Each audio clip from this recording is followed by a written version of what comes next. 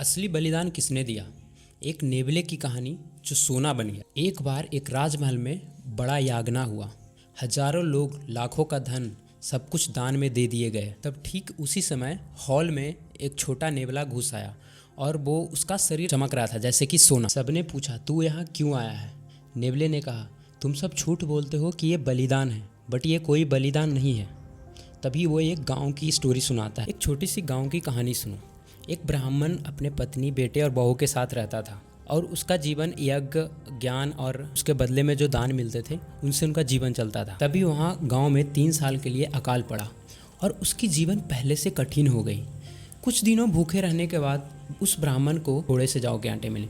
वो घर लाने में कैसे भी सफल हुआ और उसने 4 भागों में डिवाइड करने का सोचा, अपने पत्नी, बेटे, बहू के लिए। तभी खाने का सोचा, तभी वहाँ पे एक दरवाजे पे दस्तक दी किसी ने। वो एक गरीब आदमी था जो पिछले 10 दिनों से कुछ नहीं खाया था। उसने टेबल पे खाना देखा और इच्छा जताई कि कुछ खाने को दे दो। तभी ब्राह्मण ने अपना खाना दे देता है उसे, बट उसे पेट फिर भी नहीं भरता। कि पत्नी भी उसको खाना दे देती है अपने, और वैसे ही उसकी बहू और बेटा भी दे देते हैं खाना। फिर वो खाकर चले जाते हैं, बट उसी रात चारों की भूख से मौत हो जाती है। लेकिन उनके बलिदान का एक सबूत रह गया।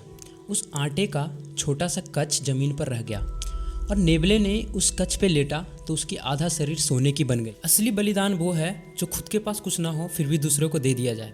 और ये कहानी हम लोग भूल सकते हैं बट भगवान नहीं। और एक सिर्फ कहानी नहीं है, एक बुक है कर्मयोगा, स्वामी विवेकानंद की। उसमें आप खुद भी चाहो तो पढ़ सकते हो।